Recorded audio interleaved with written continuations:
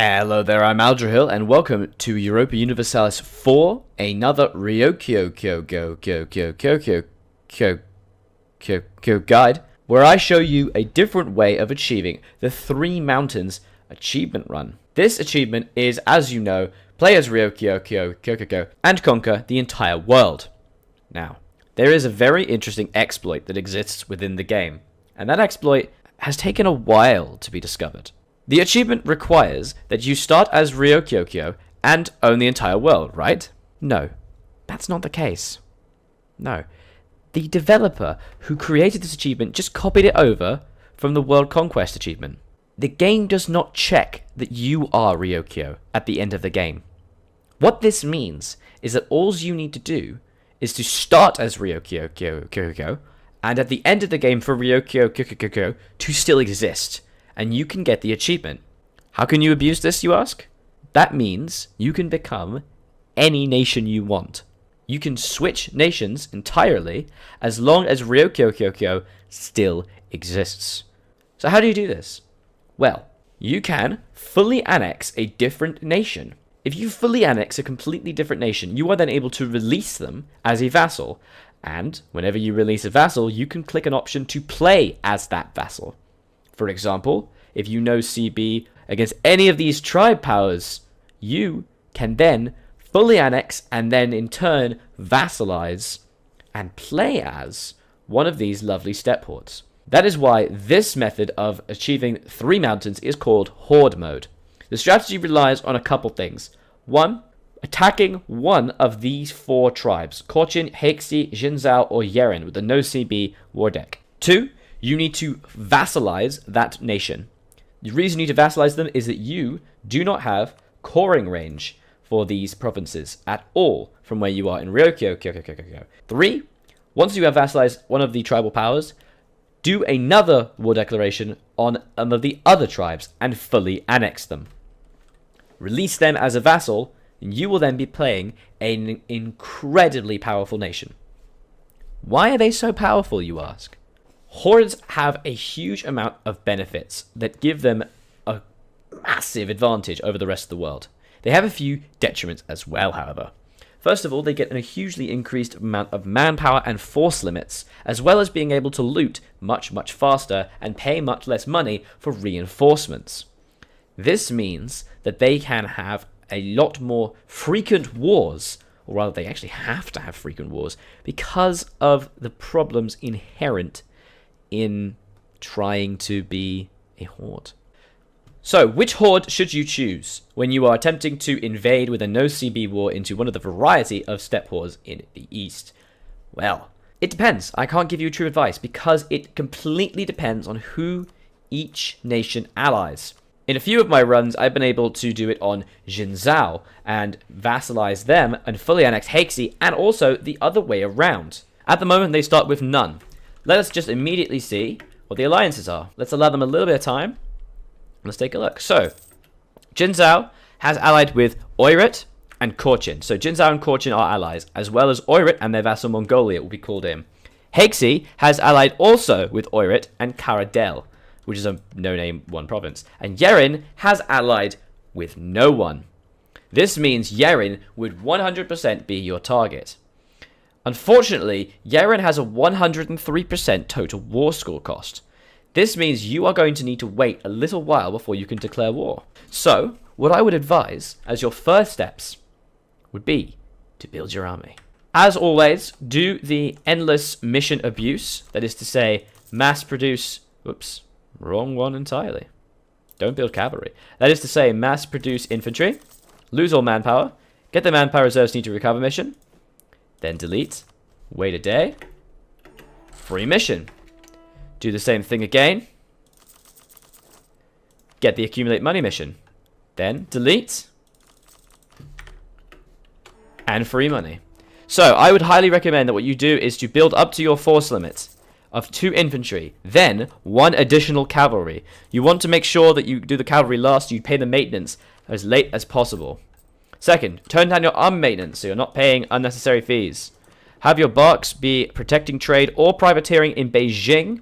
It all depends on whether or not you want to annoy Ming. I would probably say don't annoy Ming because, well, you can annoy Ming because it doesn't really matter because you're not going to be a Ryokyo anymore. But you don't really want Ming to declare war on Ryokyo, but it's probably fine. So we're going to go privateer into the Beijing trade node.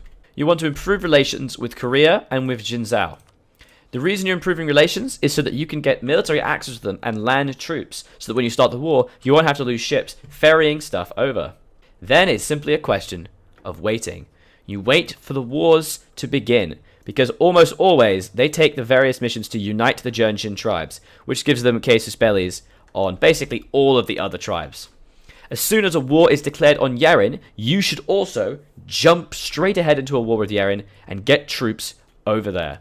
As soon as you can, get military access into Korea, which will allow you to then have troops on the mainland and be able to begin your invasions. So, I'll have a little wait and let's take a look. So, we have waited a long while and it has finally happened. Yeren has been declared on by Hexi, conquest of Hingan, which is great.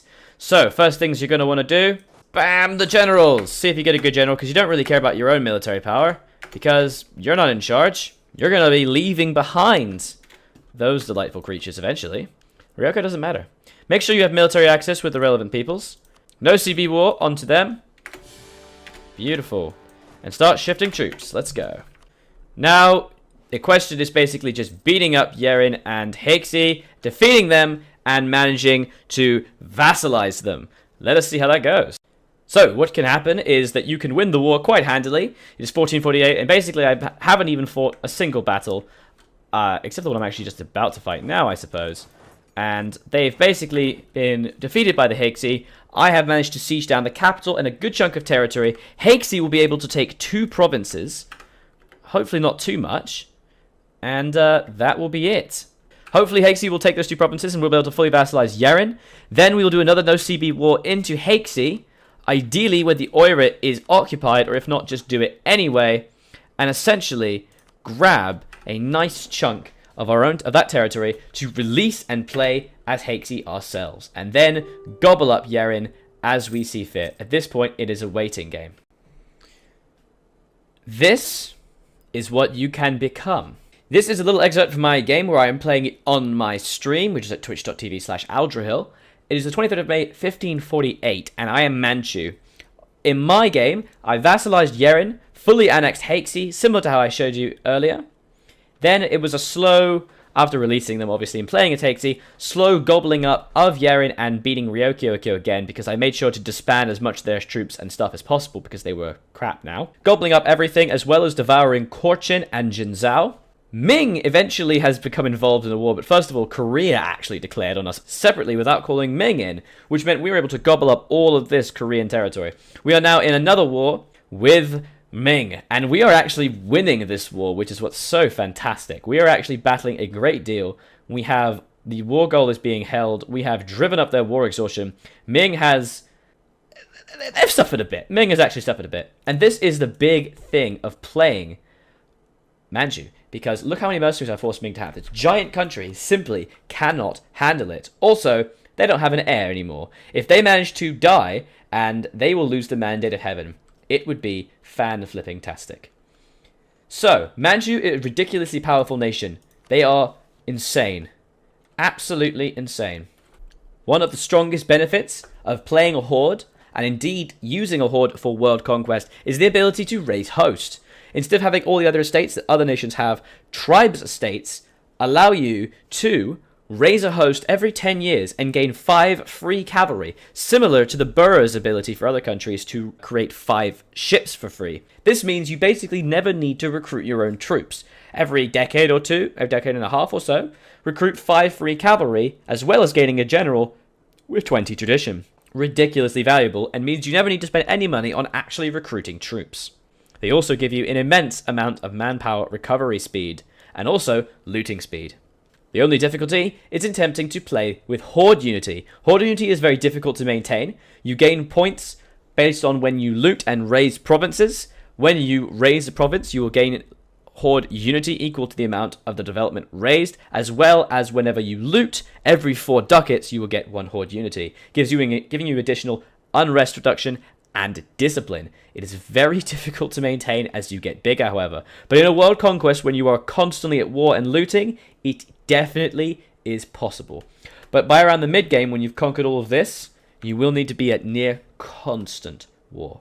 Alongside being a massively awesome power, and also a beautiful kind of pale gold color, look at that, it's gorgeous.